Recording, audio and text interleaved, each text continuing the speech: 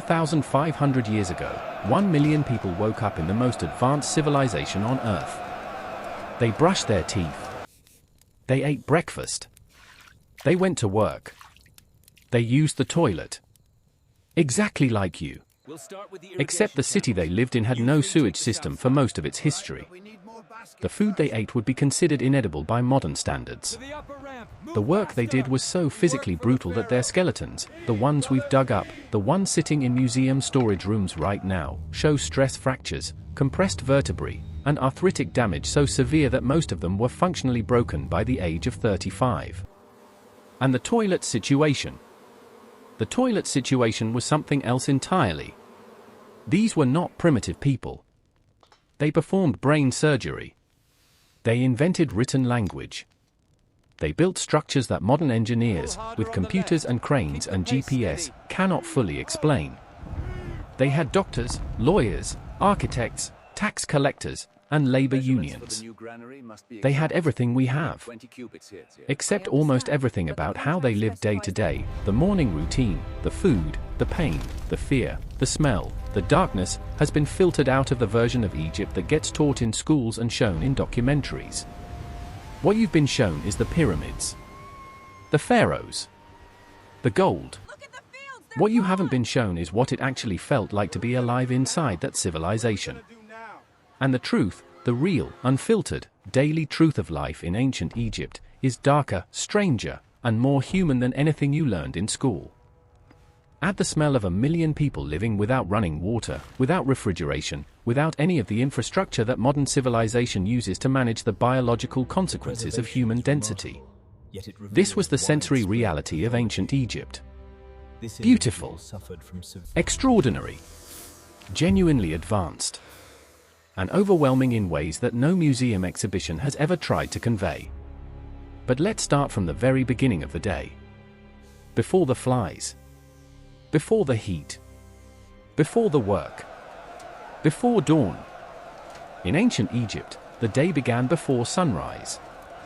Not by choice. By necessity. The window of tolerable working temperature in the Egyptian summer is narrow.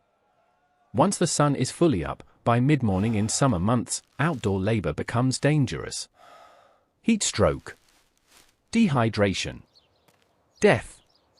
So the Egyptian working day began in darkness. A farmer in the Nile Valley in 2500 BC would wake before the sun. His house, most Egyptian houses were built from mud brick, the same Nile silt that fertilized their fields, dried in the sun and stacked into walls, was small. 1 or 2 rooms for a family. Low ceilings. Tiny windows designed to keep out heat rather than let in light. He slept on a reed mat. No mattress. The floor, or a low mud brick platform built along one wall. A headrest, a curved piece of wood or stone that supported the neck, instead of a pillow. This is not poverty by Egyptian standards. This is standard housing for a working family. He woke in darkness, in a room that smelled of smoke from the previous night's cooking fire, of the animals that might share the ground floor of the house, a goat, chickens, whatever the family kept, and of the people sleeping around him. His first task was water. Not from a tap. Not from a well in the yard. From the Nile. Or from a canal connected to the Nile. Carrying water was one of the fundamental daily tasks of Egyptian life. Clay pots. Heavy when full. Carried on the head or on a shoulder yoke. Every drop of water used in a household, for drinking, for cooking, for washing, had to be physically carried from the water source. This was primarily women's work in ancient Egypt. Women and older children made multiple trips to the water source every day. The physical labor of water collection, over a lifetime, left its mark on the skeleton, compressed vertebrae, damaged shoulders, worn knee joints. The water from the Nile was not clean. Not by any modern standard. The Egyptians knew this. They filtered their water through sand and charcoal. They boiled it for cooking. They mixed it with beer, which was safer to drink because the fermentation process killed some pathogens. But the filtration was imperfect. The boiling was not always done. And the water still carried bacteria, parasites, and mineral sediment that accumulated in the body over a lifetime. Ancient Egyptian teeth, examined in mummies, show extraordinary wear, not primarily from sugar or acid, but from sand. Grit that got into the flour from grinding grain on stone surfaces. Grit that got into the water. Grit that was simply everywhere in a desert civilization. Egyptian dentistry existed. Ancient medical papyri describe treatments for toothache and tooth decay. Archaeological evidence suggests some Egyptians had dental work done, rudimentary fillings, tooth extractions. They needed it. Because by Middle Age, most Egyptians had significant dental problems. Cracked teeth. Worn down enamel. Abscesses. And dental abscesses, in an era before antibiotics, could kill you. The bacteria from an untreated abscess could spread to the jaw, to the skull, to the brain. Several Egyptian mummies show evidence of this, massive bone destruction around the jaw and skull consistent with fatal dental infection. People died from toothaches. In the most advanced civilization on Earth. Now let's talk about breakfast. Because what ancient Egyptians ate, and how they ate it, is one of the most revealing windows into the reality of daily life. The Egyptian diet was not what you might imagine. No exotic spices. No elaborate preparations. No feasts of roasted meats and honey cakes except on specific festival days. The daily diet of an ordinary Egyptian was built around two things: bread and beer. Bread was the foundation of everything. Ancient Egyptian bread was made from emmer wheat or barley, grinding the grain by hand on stone saddle querns, mixing the flour with water and sometimes yeast, shaping it into flat rounds or small loaves, baking it in clay ovens or directly on heated stones. This sounds simple. It was not easy. Grinding grain by hand was one of the most physically demanding tasks in the ancient world. Women, it was almost always women, knelt over the grinding stone and pushed a smaller stone back and forth across the grain for hours every day. The posture was punishing. The repetitive stress on knees, hips, lower back, and shoulders was documented in skeletal remains. Women who ground grain for most of their adult lives had characteristic skeletal damage, flattened toes from kneeling, severe arthritis in the knees and lower spine, stress fractures in the foot bones. Their bodies recorded the labor that history forgot to write down. The bread itself was dense, heavy, coarse-textured from imperfectly ground flour, and full of grit, sand and stone particles from the grinding process that no amount of care could entirely eliminate. Every bite of bread, every day, for your entire life. Sand between your teeth. Every day. And then the beer. Egyptian beer was not like modern beer. It was thick, nutritious, more like a liquid porridge than a beverage. Made from partially baked bread dissolved in water and fermented, it was low in alcohol, about 3 to 4%, but high in calories and B vitamins. Beer was not a luxury. It was a food group. Workers on the pyramid construction sites were paid partly in beer. The standard daily ration for a pyramid worker included approximately 4 to 5 liters of beer per day. Not as a reward. As sustenance. As part of a calculated nutritional program designed to keep large numbers of people working at maximum physical capacity. Children drank it. Elderly people drank it. Pregnant women drank it. Because the alternative, water directly from the Nile, was more dangerous. This was rational. This was practical. This was a civilization that had figured out, through trial and error over thousands of years, how to keep large populations alive in a challenging environment. But it meant that ancient Egyptians spent significant portions of their lives in a state of mild intoxication. Which, when you consider the physical demands of their daily existence, was perhaps not the worst adaptation. Now let's go to work. Because work in ancient Egypt was not a metaphor. It was not an abstraction. It was a physical reality that consumed most of the daylight hours of most people's lives. Egypt's economy was agricultural. The vast majority of the population, perhaps 90%, were farmers. They grew grain. They grew vegetables. They tended fruit trees and grapevines along the Nile banks. They fished the river and its canals. But farming in ancient Egypt was not a year-round activity in the modern sense. The Nile flood divided the Egyptian year into 3 seasons. Akhet, the inundation. When the flood covered the fields, farmers couldn't farm. They did other things. Built things. Repaired things. This is when large construction projects, including the pyramids, recruited their labor force. Not slaves, as Hollywood insists. Workers. Organized, paid, housed, and fed by the state. Peret, the growing season. When the flood receded and the black silt was exposed. Planting. The critical window. Every available hand in the fields. Shimu, the harvest. When everything had to be gathered before it rotted in the heat. Brutal, relentless, collective labor. The pyramid builders were farmers. Skilled, organized, fed, and housed by the state during the flood season when their fields were underwater.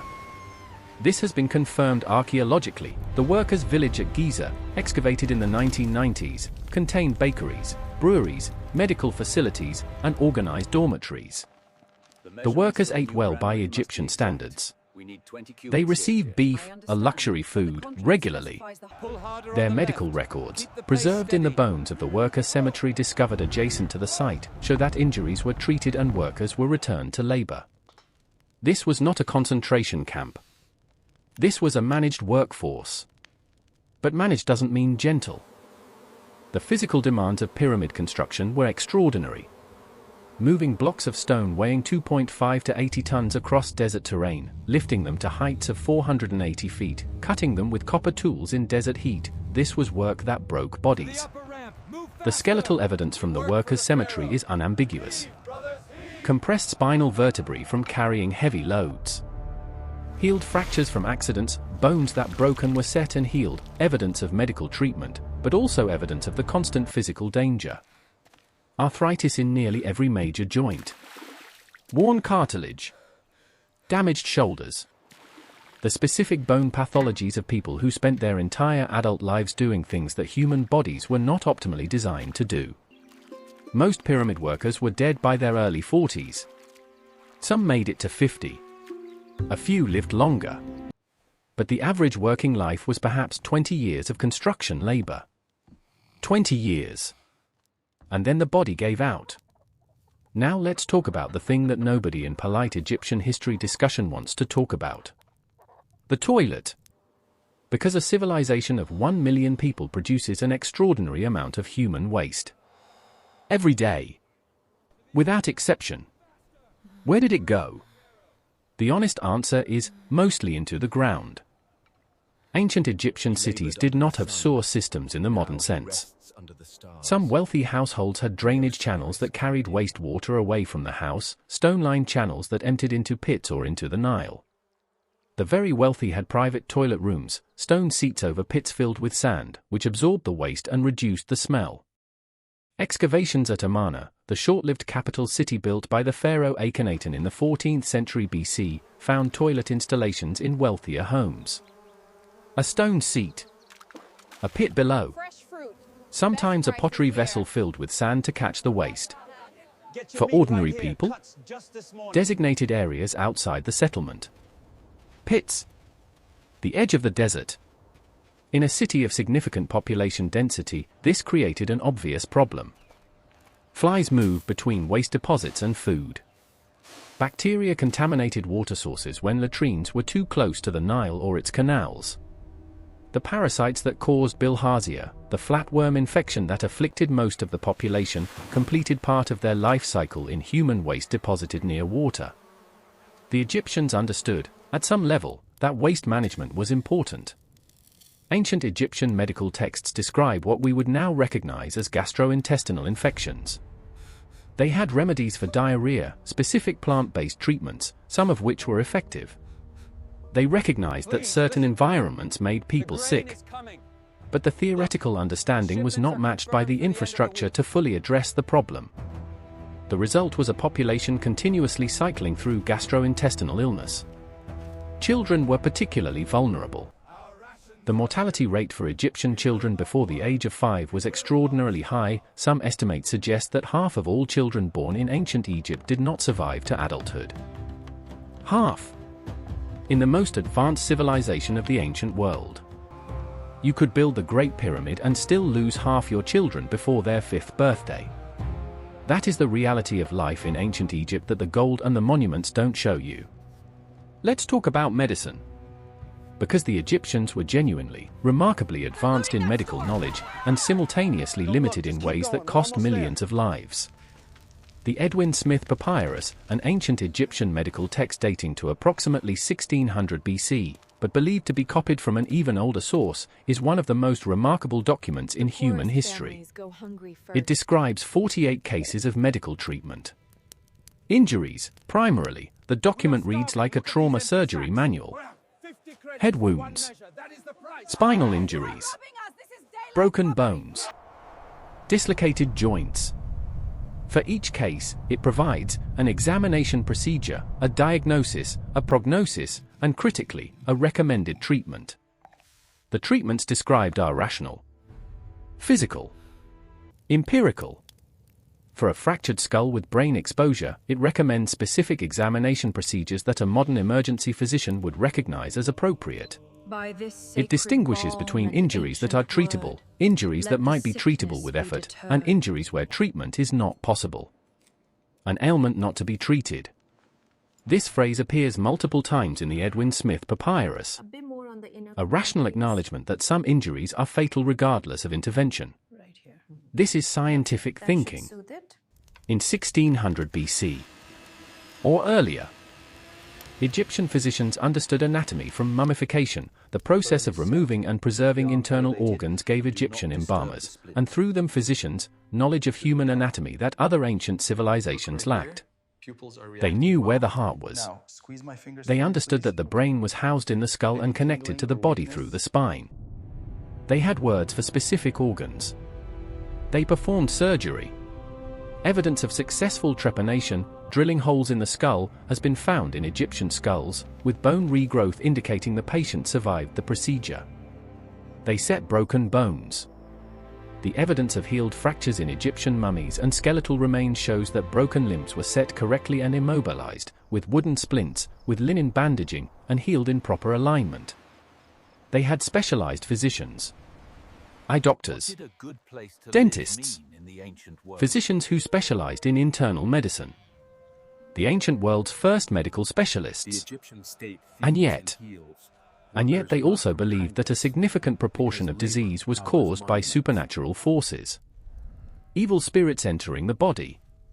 The malevolent influence of the dead. Curses. For these conditions, which included everything from fever to mental illness to infertility, the treatment was magical. Spells. Amulets. Ritual recitations.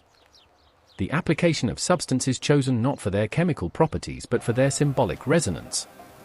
A physician treating a patient with a high fever might correctly assess the physical symptoms, apply cooling treatments, and prescribe specific plant-based medicines, and simultaneously recite a spell to drive out the evil spirit causing the fever. Both things. At once. In the same consultation. This was not hypocrisy. This was a worldview in which the physical and the supernatural were not separate categories. Disease could have both a physical cause and a spiritual cause simultaneously. Treating both was rational, within that framework. Some of the plant-based medicines prescribed in Egyptian medical texts are pharmacologically active. Willow bark, which contained salicylates, the active ingredient in aspirin, was used for pain and fever. Garlic was used as an antimicrobial. Honey was used on wounds. We now know honey has genuine antimicrobial properties. They got some things right by empirical observation that modern chemistry later explained. They got other things catastrophically wrong. The treatment for crocodile bite, for example, involved the application of a mixture that included crocodile fat, which would introduce significant infection risk into an already dangerous wound. Brilliant and limited. Sophisticated and magical. Often correct and sometimes fatal. That was Egyptian medicine. Now let's talk about what happened when the system broke down. Because ancient Egypt was not a stable paradise. It was a civilization under constant pressure from its own environment, from its neighbors, from the internal tensions of its social structure. And when things went wrong, they went wrong in ways that affected ordinary people with devastating speed. The Nile flood was the foundation of everything. Too little flood, insufficient water to fill the irrigation canals, insufficient silt to fertilize the fields, meant crop failure. Crop failure meant famine. The historical record preserves multiple accounts of famine in ancient Egypt. The Ipuwer Papyrus, a document of uncertain date but believed to describe real conditions, reads like an apocalypse account. The Nile running red. Children dying.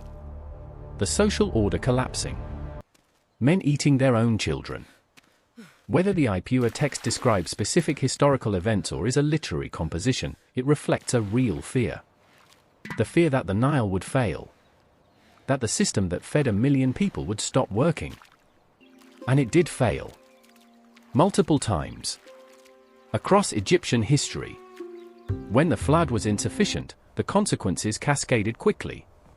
Reduced harvest. Grain stores depleted. Prices rising. The poorest people, those with no stored wealth, no grain reserves, no powerful connections, going hungry first. Children dying first. The elderly dying first.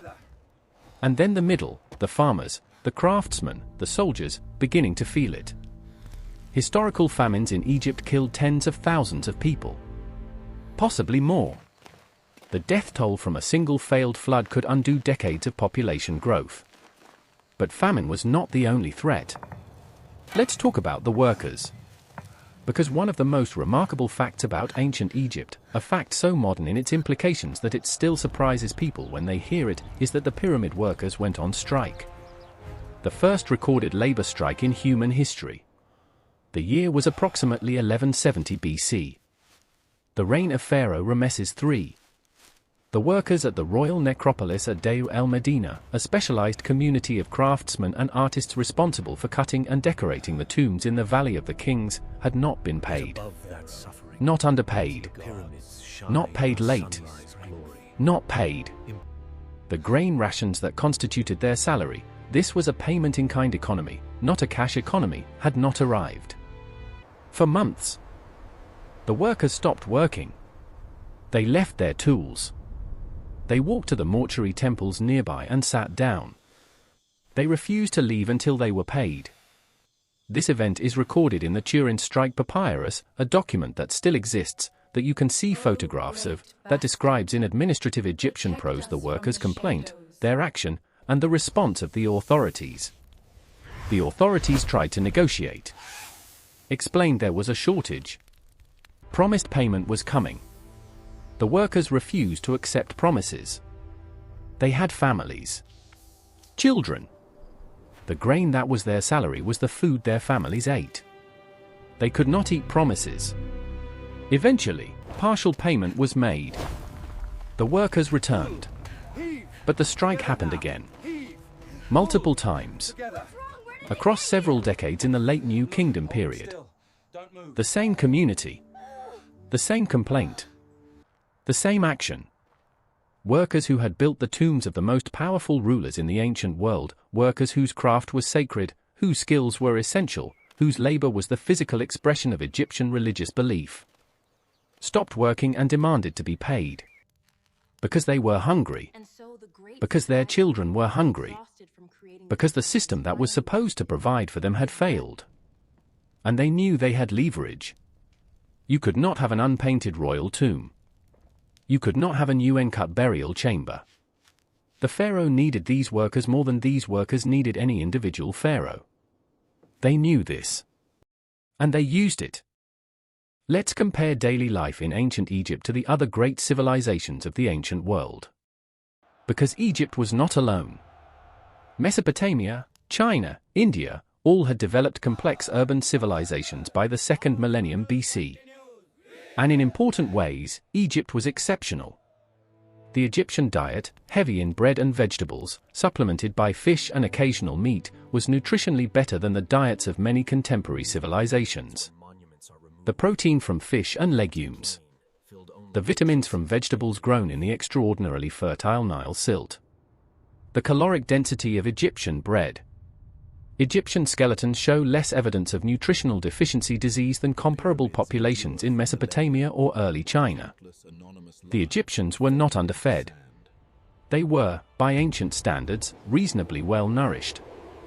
Egyptian housing, mud brick, small, dark, hot, was not comfortable by modern standards. But it was structurally sound, thermally appropriate for the climate, and accessible. Not everyone in the ancient world had a house. In Egypt, essentially everyone did. Egyptian medicine, as we discussed, was more empirically grounded than contemporary medical practice in most of the ancient world. Mesopotamian medicine was more heavily magical. Early Chinese medicine was developing its own empirical tradition but was largely inaccessible to ordinary people. In Egypt, there were state-supported physicians. Workers on construction projects had access to medical treatment. This has been confirmed archaeologically. The healed injuries in the workers' cemetery at Giza show consistent, competent medical intervention. The state took responsibility for the health of its workforce. Not out of compassion, though individual practitioners may have felt compassion, but out of practical necessity. Sick workers don't work. Dead workers don't work. The system needed healthy bodies. So it provided, imperfectly but genuinely, for the health of the people whose labor it consumed. By ancient standards, Egypt was a good place to live. Which should tell you something about ancient standards. Let's talk about what happened at night. Because the Egyptian night was not like your night. No electric light. No artificial illumination beyond oil lamps and torches, small, smoky, expensive to maintain, insufficient to light a room properly. Darkness fell early. By modern standards, Egyptian nights were extraordinarily dark. The Milky Way was visible in full clarity. The stars that Egyptian astronomers had catalogued and named were not faint smudges but overwhelming presences, the night sky as it appeared before light pollution, as almost no one alive today has ever seen it. The Egyptians organized their calendar around the stars. They tracked the heliacal rising of Sirius, the brightest star in the sky, to predict the Nile flood. Their temples were aligned to astronomical events. The night sky was not empty space to them. It was a text, full of information. But the darkness was also dangerous. Scorpions, and Egypt had multiple species of scorpion, some with genuinely lethal venom, were nocturnal. They came out at night. They hid in sandals, in clothing, in the cracks of mud brick walls. The standard advice in ancient Egyptian medical texts about scorpion stings suggests they were common enough to require standardized treatment. Children were most vulnerable. A child stung by an Egyptian fat-tailed scorpion, one of the most venomous scorpions in the world, native to the Nile Valley, could die within hours without treatment. The treatment existed. Egyptian physicians had specific protocols for scorpion stings. But treatment required knowing immediately that a sting had occurred, having access to a physician or someone with medical knowledge, and being in a location where the necessary remedies were available. In a rural farming village, at night, with no light and no way to quickly summon help, a child stung by a scorpion had uncertain prospects. Snakes were also nocturnal.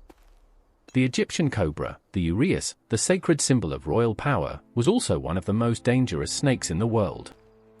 It lived in the same environment as the Egyptians. It entered houses looking for food, mice, rats, frogs that were attracted to the grain stores and the water jars. Ancient Egyptians had specific magical spells for protection against snakebite. They kept cats, animals that were eventually deified, elevated to sacred status, partly because cats killed snakes and rats and mice. The worship of the cat goddess Bastet was not random religious fancy. It was gratitude for an animal that protected the grain stores and killed the things that could kill you in the night. Sleep in ancient Egypt was not peaceful. It was rest taken in an environment that was genuinely trying to kill you. Now let's arrive at the payoff. The question we started with was simple. How did 1 million Egyptians actually live? The answer is not what the monuments suggest. Not what the gold suggests. Not what the mummies in their gilded cases suggest. The answer is this. They lived hard. In genuine physical discomfort. With bodies that wore out faster than ours. With children who died at rates that would be considered catastrophic in the modern world. With diseases that were chronic and ubiquitous and largely untreatable. With work that was physically brutal by any standard. With nights that were genuinely dangerous. With food that was adequate but rough. With water that was barely clean enough. And they built something extraordinary anyway. This is the thing that the sanitized version of Egyptian history misses. It presents the monuments as evidence of how advanced the civilization was. And they are. But they are also evidence of something more, of what human beings can create even when the daily conditions of their existence are profoundly difficult. The people who built the pyramids went home at night to small dark houses where scorpions hid in their sandals. They ate gritty bread that wore down their teeth and drank beer because the water was dangerous. They carried water on their heads, ground grain on their knees, and buried half their children before those children learned to read. And in the morning they got up and went back to work on the most extraordinary construction projects in human history. Because they believed in something larger than their individual discomfort. Something about the pharaoh, about the gods, about the continuity of the civilization that made their difficult lives meaningful. Or because they had no choice. Or, most likely, both.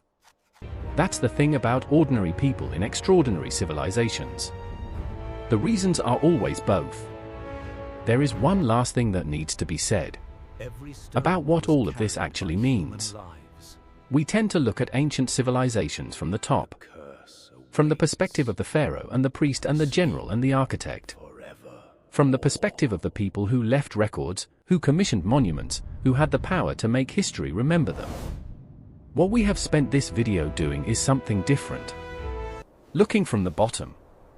From the perspective of the woman grinding grain before dawn, her knees already hurting at 30. The child sleeping on a reed mat next to the wall where a scorpion is hiding. The pyramid worker carrying a 2.5-ton block across desert sand in July heat, knowing that a dropped rope or a misplaced foot could mean death or permanent injury. These people did not leave monuments.